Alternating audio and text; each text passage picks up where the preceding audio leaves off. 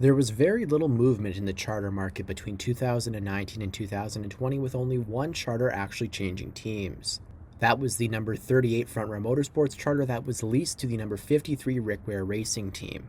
One note on this car would run as the number 36 for the Daytona 500 for outgoing Front Row Motorsports driver David Ragan before being renumbered to the 53 car for race 2 onwards. The only other thing that happened was that the number 36 Front Row Motorsports charter was renumbered to the number 38 Front Row Motorsports entry that would be driven by rookie John Hunter Nemechek after Matt Tifft was not cleared by NASCAR to return to Front Row Motorsports after his seizure issues towards the end of 2019. So here's what the field looked like for 2020. As you can see, pretty similar to 2019. Rick Ware Racing starting to get a couple numbers in a row down there at the bottom, though we'll talk more about them later in this video. Our biggest field of the season came at the season opening Daytona 500. There were 7 uncharted cars fighting for 4 positions, which means there would be 3 DNQs, the only DNQs of the entire season. The first entry would be the number 16 Colleague Racing entry driven by Justin Haley, and this would be the first Cup start for Colleague Racing. And it was a pretty highly anticipated one at that, as Colleague had made the playoffs every season in the NASCAR Xfinity Series, debuting in 2016, the same year the playoffs were introduced down there, and they won 2 races in 2019. The Charlotte Roval with AJ Allmendinger, who had lost his Cup ride following the 2018 season, and Ross Chastain, who won the Summer Daytona race while running full-time in the Truck Series. Colleague was seen as a top team without Cup affiliations and was regularly in the rumor mill to join the NASCAR Cup Series if they would buy some charters. Premium Motorsports brought out the number 27 car that was driven by Reed Sorensen. 2 MBM Motorsports cars showed up, the number 49 of Chad Fincham, along with the 66 of Timmy Hill. Rick Ware Racing brought the 54 out for J.J. Yaley. Beard Motorsports showing up for the plate races as always with Brendan Gaughan, and Daniel Suarez in the number 96 car for Gaughan Brothers Racing. There would be 2 drivers running the entire 2020 season as Unchartered, the 96 of Daniel Suarez and the 66 of Timmy Hill, so we'll be talking about those guys a lot in this video. The 2 drivers to lock themselves in through the qualifying session would be the number 16 of Justin Haley and the number 27 of Reed Sorensen, both qualifying in the low 30s. But they could improve those positions through their Daytona Duel, so there was incentive for them to drive through the field. The 2 drivers locked in were in Duel number 1, so Chad Fincham and Daniel Suarez needed to bump one of these guys out of the position. Ultimately, Duel number 1 did not end up mattering, as Justin Haley and Reed Sorensen finished in the top 2 positions for Uncharted cars, knocking Chad Fincham and Daniel Suarez out of the race. Suarez after he got caught up in an accident on lap 28 with Ryan Blaney. In Duel number 2, there were 3 drivers fighting for 2 positions. Timmy Hill and Brendan Gaughan raced their way in, Timmy Hill finishing 16th, Brendan Gaughan finishing in 17th. J.J. Yaley was in 21st, DNFing after a lap 41 accident. He failed to qualify for the big race. Brendan Gaughan and Justin Haley both put up great results in the season opening Daytona 500, Gaughan getting a top 10 and 7th position, and Justin Haley just outside in 13th position. Timmy Hill finished 27th but did not finish under power, he was 9 laps down. Reed Sorensen finished in 31st, 17 laps off the pace. The 3 drivers to DNQ, Chad Fincham, J.J. Yaley, and Daniel Suarez. The next week at Las Vegas, it would be our 2 regulars, Timmy Hill and Daniel Suarez, but Timmy Hill switched to a Toyota after running the Daytona 500 in a Ford. Suarez would break the top 30, finishing 4 laps down after starting in 38th position. Timmy Hill did not finish this race after citing rear end issues after 175 laps. It was the same 2 guys the next weekend at Fontana for the 3rd race of the 2020 season. Daniel Suarez finished in 28th position, 2 laps off the pace. Timmy Hill finishing this one under power in 37th, 16 laps down. Race 4 at Phoenix, again just Hill and Suarez showing up. Suarez actually finishing on the lead lap in this one in 21st position after qualifying in 31st. He earned 2 free passes during this race, first on lap 132 and then again on lap 215, holding on the lead lap for the final 100 laps. Timmy Hill again swept the last place position in qualifying and the race, with his engine expiring after just 51 of 316 laps. And then NASCAR went on a 2-month hiatus from March 8th, 2020 until May 17th. When the series finally got back going, NASCAR implemented a reduced track schedule which would cut out practices and qualifying, having the drivers just show up and race. And this would be a massive opportunity for the underfunded, unchartered teams. For race 4 at Phoenix, there were 2 50-minute practice sessions along with a qualifying session, but starting with race 5, the series wouldn't run another practice session for the rest of the season and would only qualify once more at the Coke 600. However, there would be one downside to this. With no qualifying, NASCAR set the lineup using a draw based on owner points, but the Unchartered cars would never be able to start higher than 37th, as all 36 charter cars would be lined up ahead of them. And what do you know, the first race back, race number 5 at Darlington, we had a full field with 4 Unchartered cars showing up. Josh Bilicki showed up in the first entry of the season for Tommy Baldwin Racing. If you remember a few episodes ago on this series, Tommy Baldwin Racing was chartered in 2016 before selling their charter before the season finale to Levine Family Racing. They hadn't appeared in a cup race since 2017. Timmy Hill and Daniel Suarez were here, of course, but another interesting one, BJ McLeod in the number 78 BJ McLeod Motorsports Chevy. This would be the first start for the new team, who was taking it old school style as an owner-driver. Suarez would finish in the top 25, 1 lap down after starting in 37th. Timmy Hill finished in 33rd, 6 laps down, 1 position ahead of Josh Bilicki in 34th. BJ McLeod only lasted 13 laps in his team's debut, as he blew his engine early in this one, finishing down in 39th.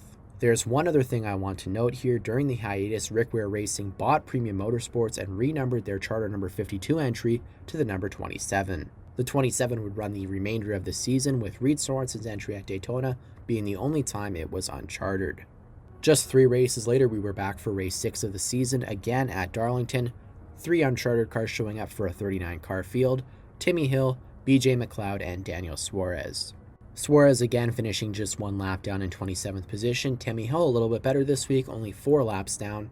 He finished in 33rd for the second straight race. BJ McLeod actually finished this one under power in 36th, 6 laps off the leader's pace.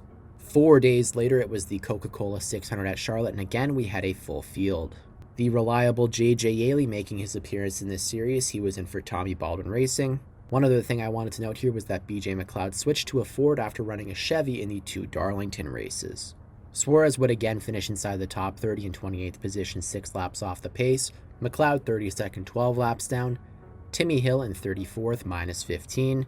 And then J.J. Yaley in 37th, DNFing this race, only completing 250 laps after failing to beat the damaged vehicle policy clock. 4 days later, and we were back for the second running at Charlotte. It was the same 4 cars, but there was a different driver in the number 7. Josh Bilicki jumped in and J.J. Yaley jumped out. All 4 cars finished this one under power. Daniel Suarez in 28th, 1 lap off the pace. Timmy Hill in 33rd, minus 3. BJ McLeod in 35, 5 laps down. And then Josh Bilicki in 36th, 8 laps behind the race leaders. Yaley would be back in the number 7 car at Bristol just 3 days later. The other 3 guys were the same. Daniel Suarez in 18th place got his second lead lap finish of the season. Here in the free pass 3 times during this race, getting back from 2 laps down, the first on lap 231, and then again on lap 240. He stuck around 1 lap down until getting the free pass back on the lead lap on lap 459. Timmy Hill also managed to get on the lead lap, his first lead lap finish of the season. He earned 4 free passes during this race. First on the lap 62 competition caution, again on lap 218, and he was running 2 laps down with just 34 laps remaining when the caution came out on lap 466. He got one of his laps back to just be 1 lap down, and then with 10 laps to go, he got back on the lead lap. Hill would finish ahead of 3 other lead lap cars: Martin Truex Jr., Joey Logano, and Chase Elliott. Yaley finished in 25th position, 8 laps off the pace, and then BJ McLeod was in 28th, DNFing after being involved in a wreck with Joey Logano and Denny Hamlin with just 10 laps to go. We finally had 1 week between races before race number 10 at Atlanta, and Reed Sorensen was jumping in the 7 car for his first start for Tommy Baldwin Racing after missing the last 4 races.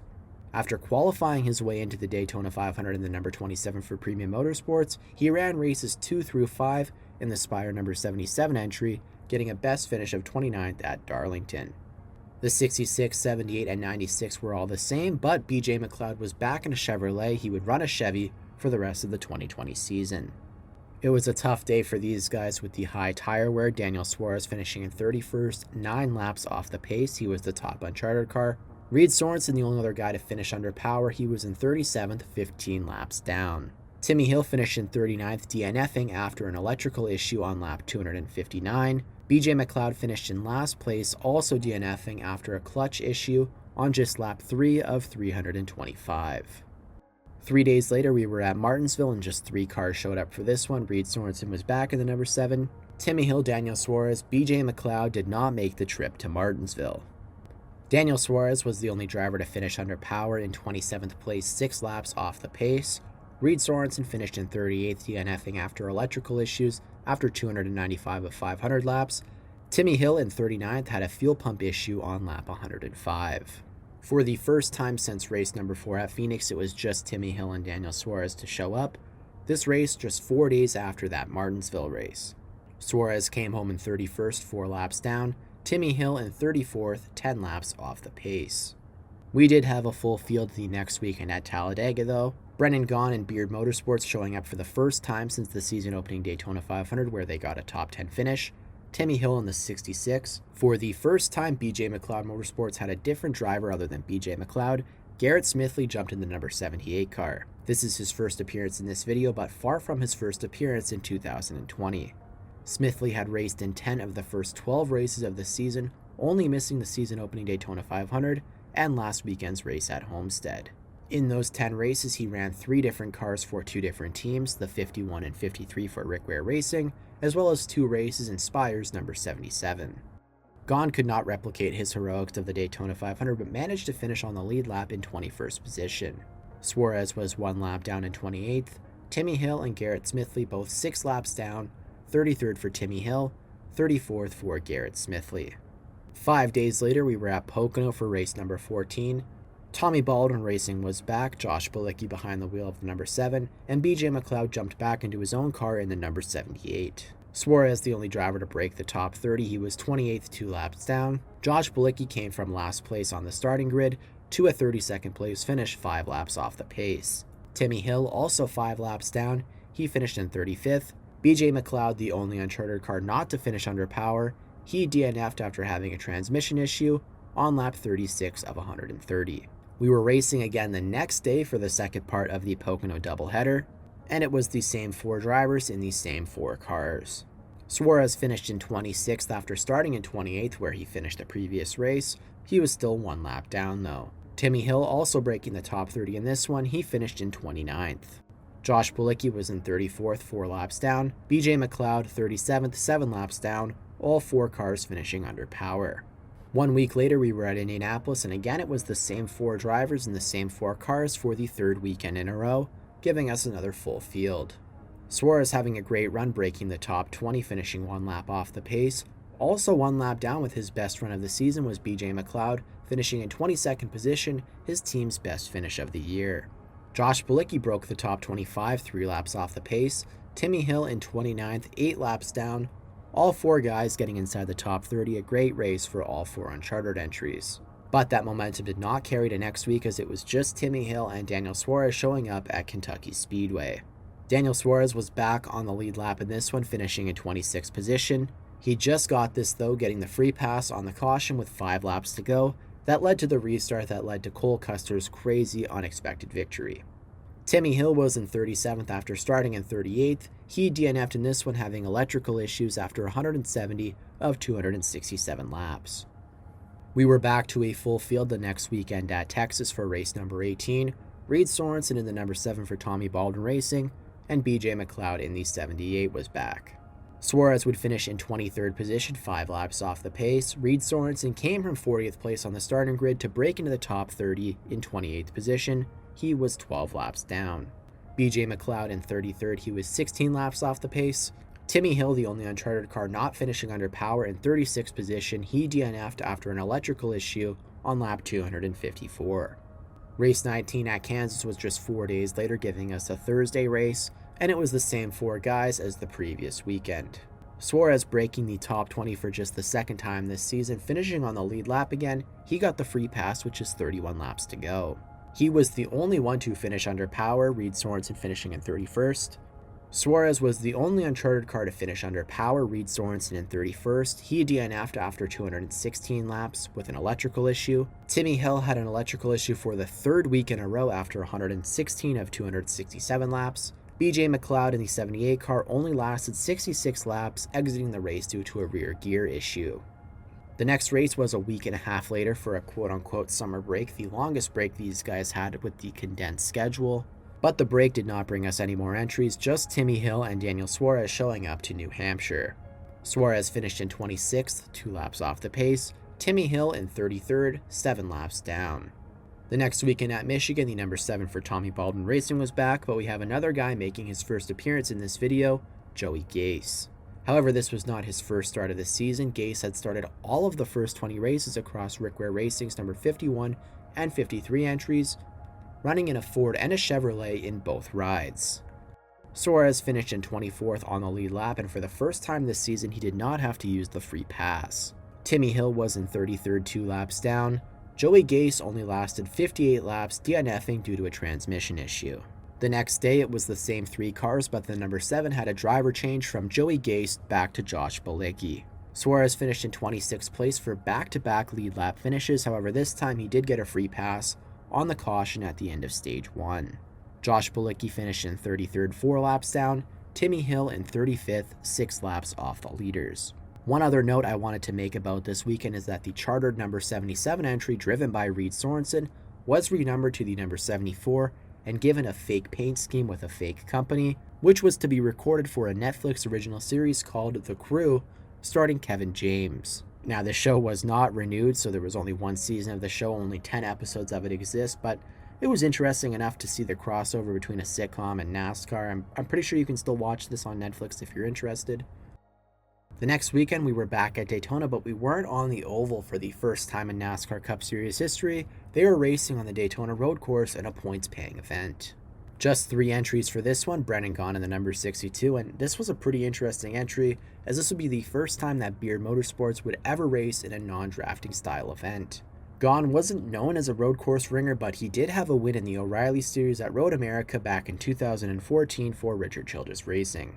However, there was some big news this weekend for the Unchartered teams, especially for the cars that were entering each race, like the 66 and the 96.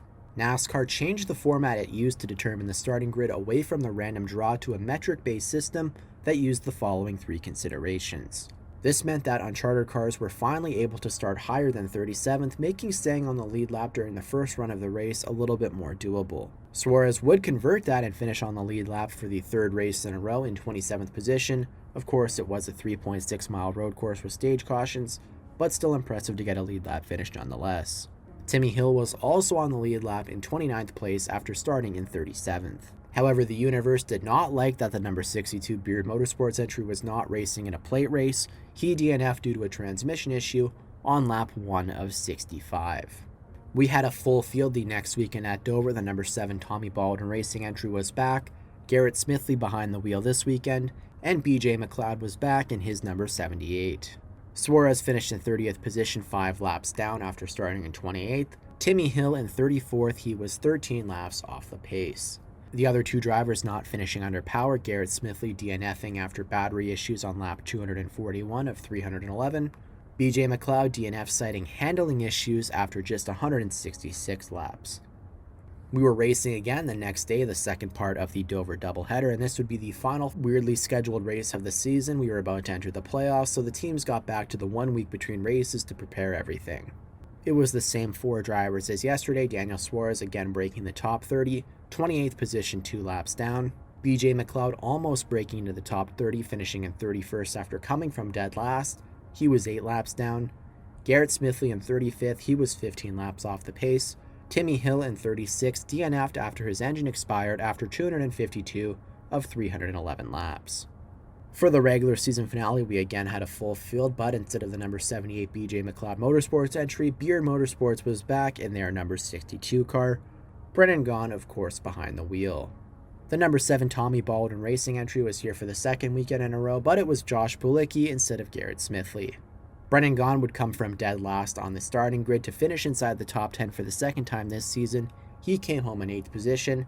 This would be the first time since race 13, which was also Brennan Gaughan, that an Unchartered car beat Daniel Suarez. Timmy Hill breaking the top 25 in 24th, he was 3 laps down. Suarez 2 positions behind him in 26th, 5 laps off the pace. Josh Bilicki was 14 laps off the leaders, coming home in 38th position. This race would be William Byron's first Cup Series victory. Race 27 in the first race of the playoffs, and we got Darlington 3, the 3rd points-paying race at Darlington in 2020. Never forget what they took from us. Josh Bilicki was throwing back to Tommy Baldwin Sr., the father of team owner Tommy Baldwin Jr. Timmy Hill in the 66 was doing a throwback to Phil Parsons, and then Daniel Suarez in the 96 was doing a throwback to himself just 4 years ago.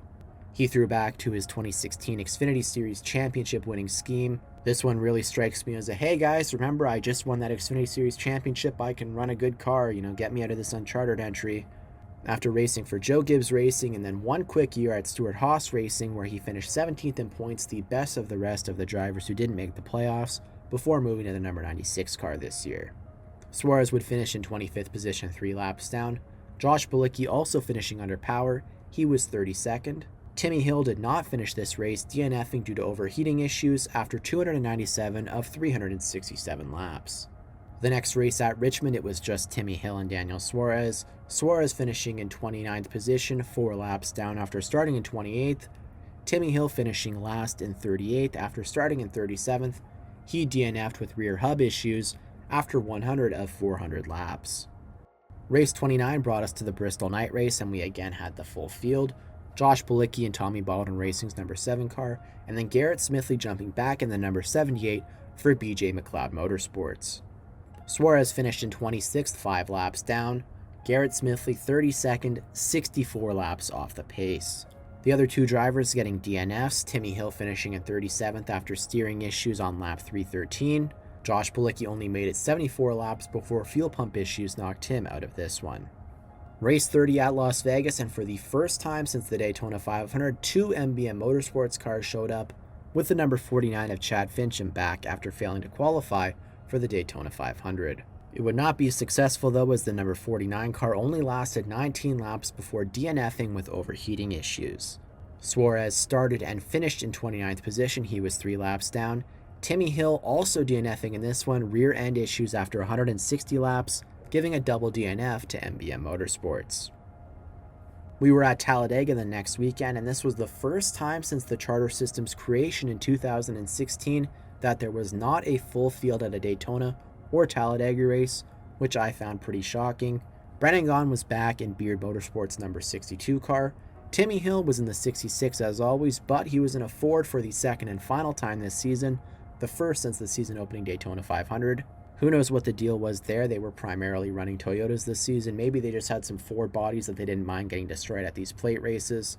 It seemed to work out though, Timmy Hill finishing in 15th position. This would be his 3rd and final lead lap finish of the season. However, the other 2 cars both got caught up in the big one on lap 108. Daniel Suarez getting scored in 34th, Brennan Gaughan getting scored in 35th. This would be Gaughan and Beard Motorsports' final appearance of the season. For the final time in 2020, it was just the 2 regulars, Timmy Hill and Daniel Suarez. Suarez finished in 25th position after starting in 34th. He stayed on the lead lap the entire race, and this would be his 8th and final lead lap finish of the season.